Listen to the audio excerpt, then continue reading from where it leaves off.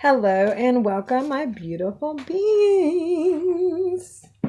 My name is Allison. I am your modern day medicine woman and intuitive journeying coach and guide. And today I am here to pull from my Affirmators deck and talk a little bit about the journey that I have been taking with psychedelics over the last year or so. A little back history. I was addicted to opiates for, kind of spin on myself a little bit there, for about 10 years. Not only was I addicted to opiates, but I was self-medicating with barbiturates, and I was also self-medicating with antidepressants. So I spent 10 years on benzoids and, did I say barbiturates? Is that the right word? I don't know if that's the right word or not. But 10 years on benzoids, 10 years on opiates, and 10 years on antidepressants. All types of antidepressants. I probably tried like 7 or 8 types of antidepressants. I've been in and out of therapy since I can remember. Probably around the age of 10, I started going to family therapy with my family. I come from a split home. So adapting to step parents is hard, and my mom really wanted to make it work with my stepdad. However, I was a rebel. And like I said in one of my other videos, I'm a very complex human being, and sometimes it's really hard for people to understand that, especially parents, I guess, step parents, that, that I have certain quirks and whatever. It was just hard. So we started going to therapy. I kind of remember going to therapy in school when I was little, due to probably divorce and just like how I was processing that, and not divorce, but like step parent marriage. So that's when my therapy started, when I was very, very young, at 10. I had some stuff happen throughout my life, and I went into a therapy many times.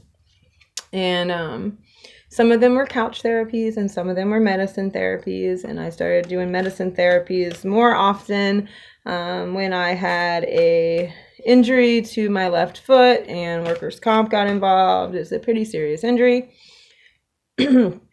But that is, sorry, when I started doing, I didn't do them, but that's when I started really getting the drug part of therapy introduced into my life. And if you have been on opiates or antidepressants or anti-anxiety medicine, you know it is a slippery slope.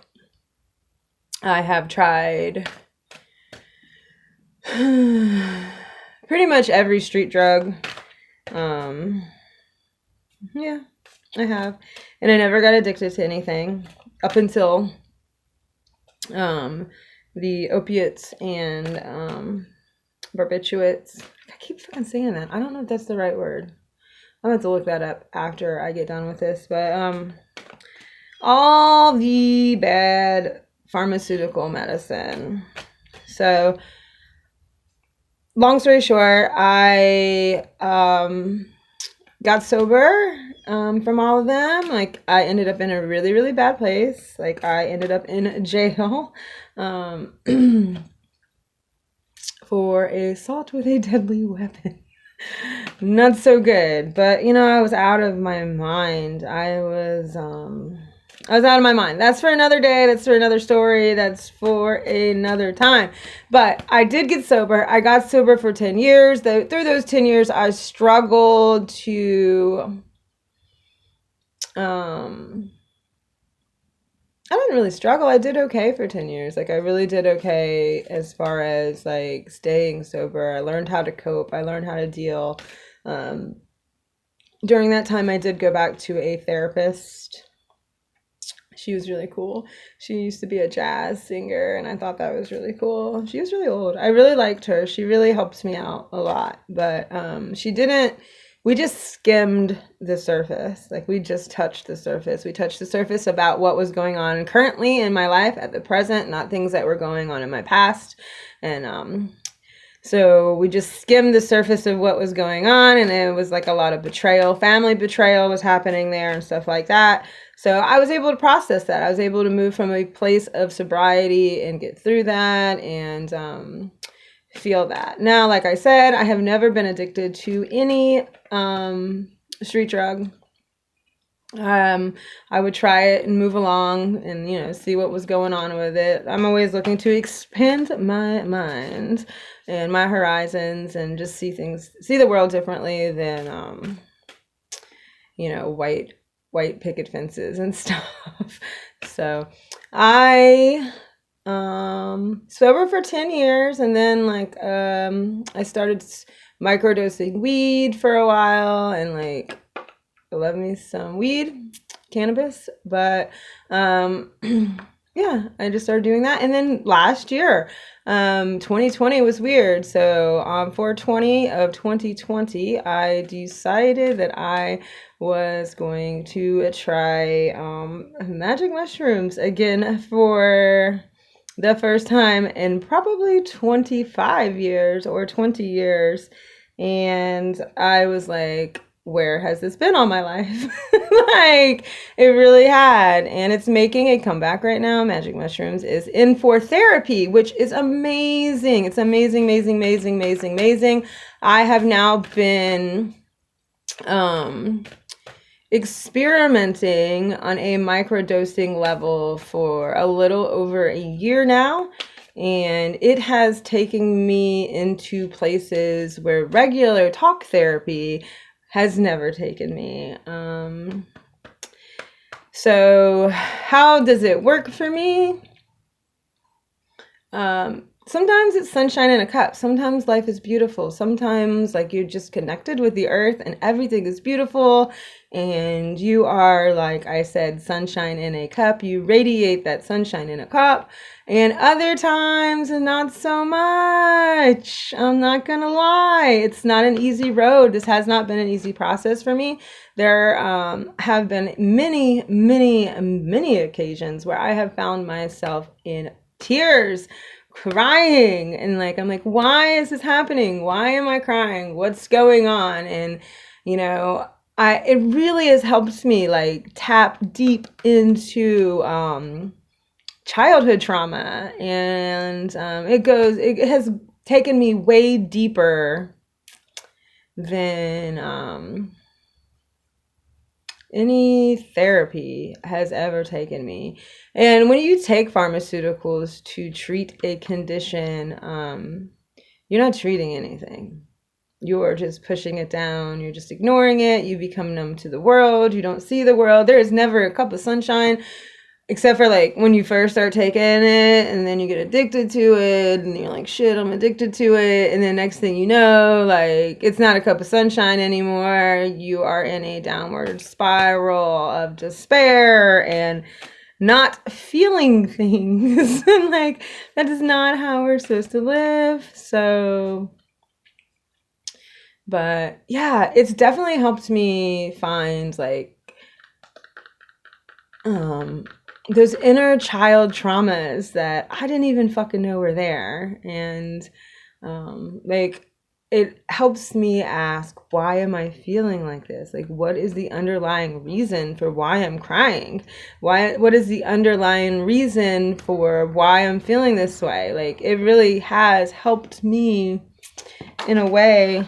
Excuse me while I pick up these cards.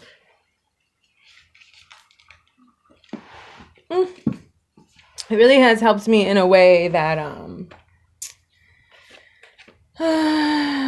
nothing has really helped me before. And I microdose, so that's like 0.002 to 0.005 grams.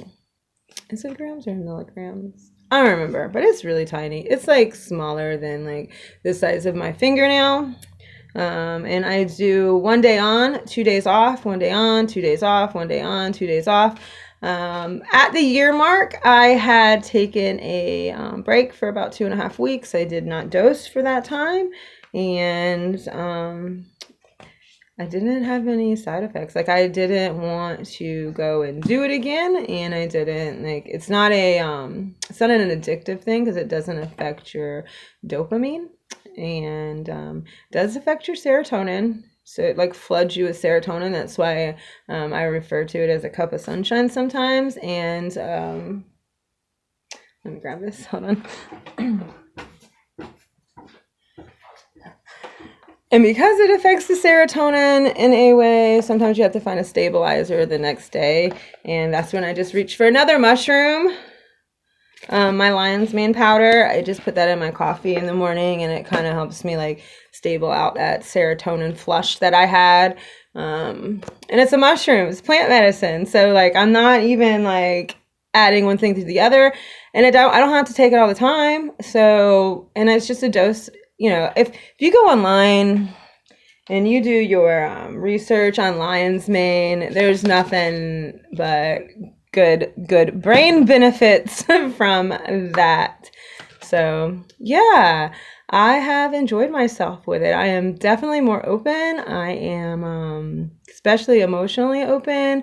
I'm expressively open. I am learning to create. I'm so creative. Like, my paintings used to be rigid and strict, and I used to use like the smallest paintbrush in the whole entire world. Like, tedious Virgo activities there. 1 second. Whew. I need to drink some.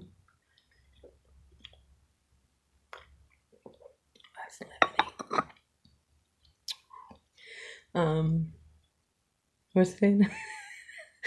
Yeah, I don't know. It's cool. Like if you have the resources and you have the ability to do it, do it. Like, I'm not taking huge trips. I'm not even, I will admit this, I have taken LSD through this time as well. LSD is a lot harder because it is a chemical compound that is man-made. It's just like it's like math. It's like pre-algebra and algebra. Like, math is like, acid is like math, and mushrooms is like poetry. Yeah, it's like it's way different feels. Don't get me wrong, like, there are things that mushrooms can do to you that can totally change your world. But yeah, I've been on a journey with that, and I am still going forward and learning and processing. And every time I take it, I never know if it's going to be a cup of sunshine, or if it's going to like trigger something inside of me, deep within inside of me, that I haven't dealt with. So for me, I'm definitely using this as a therapeutic measure to go back without therapy to tap into those traumas that are making me behave in the way that I'm behaving when I get triggered. So yeah, totally. I'm a big supporter of plant medicine, all kinds of plant medicine, be it like the subtle body plant medicine of like lemon balm or chamomile, to the hallucinogenic properties like peyote and mushrooms. So yeah, that is a brief a brief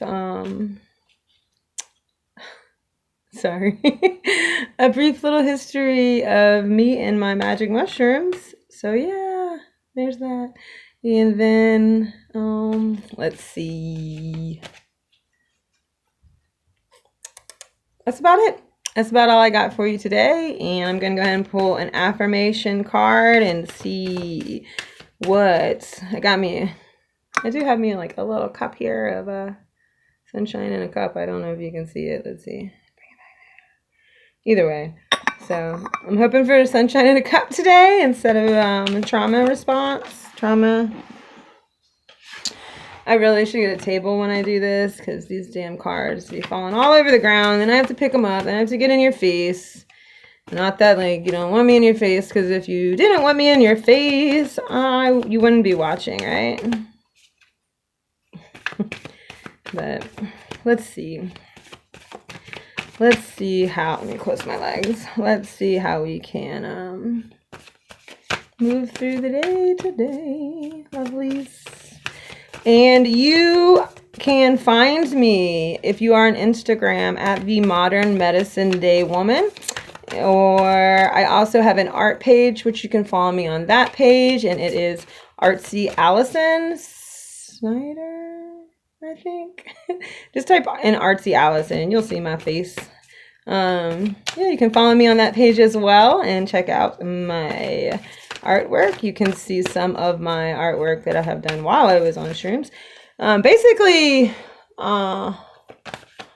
anything dated before 420, of course, is not on shrooms. Anything dated after 420, 2020 is on shrooms. So you can see a difference in the flow of my work there. All right, let me concentrate on here. What are we working with today, babies? Where are we at in the world? What do we need to know about? Where's this unicorn? Where's the magic inside of us guiding us, right? Where is the magic inside of us guiding us? Where's the magic inside of you guiding you? With or without the card, think about that. Like, are you allowing the magic inside of you to work? Or are you just like tuned into that brain, man? These cards. Alright, they're not wanting to pull out, so I guess I'll just pull from the first one real quick, right? Gotta get ready to go to work. I wish this was my job. I really do.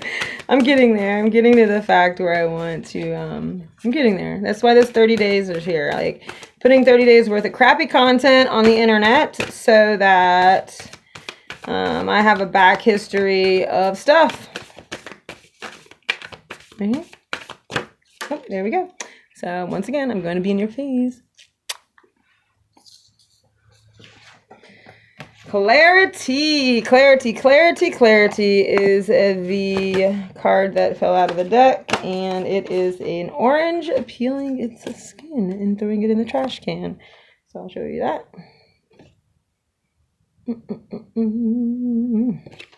So.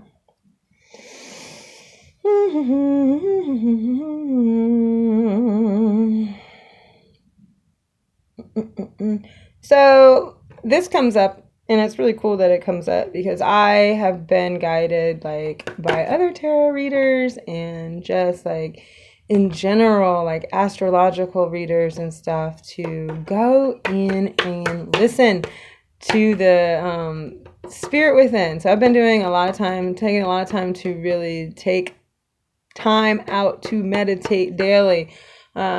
Meditation is part of my practice, but it's not a daily practice, and I get to it when I can. But recently I have been taking time out to go in. I'm trying to balance the masculine and the feminine inside of me, the dark and the light. I'm trying to come into balance so I can bring in some divine connection, right? So this comes to that clarity, right? So it says, stopping to listen to my inner self, I can easily separate my intuition from my mental chatter. The clarity of my intuition is sweet, simple fruit that tastes familiar. And the mental chatter is confusing, bitter, rind. It's a confusing, bitter rind that I shall peel off and chunk into the garbage or compost heap if your mental chatter happens to be organic. So, yeah. Yeah. My intuition is sweet. Yeah, it's so nice. It's very sweet. It feels right. Like it does. Like it tastes familiar. And the chatter does often leave me confused, and it leaves me in a place of not trusting. And I think it's really important that we trust. So that's about all I got for you guys today. If you like my content, please give me a thumbs up, subscribe, and hit the notification bell so anytime I put out more videos, you can tune in and see what kind of crazy shit I'm talking about, right? So until next time, like I said, you can find me on Instagram at the Modern Day Medicine Woman or at Artsy Allison. I am not on Facebook. Maybe some other day on that, but currently I am not on Facebook because that place is stupid. And here I am on YouTube, but so you can find me here, there, or one of my other 2 Instagrams. Until then, you guys, I love you, thank you, and you have a blessed, wonderful day, and shut the fucking chatter up, man.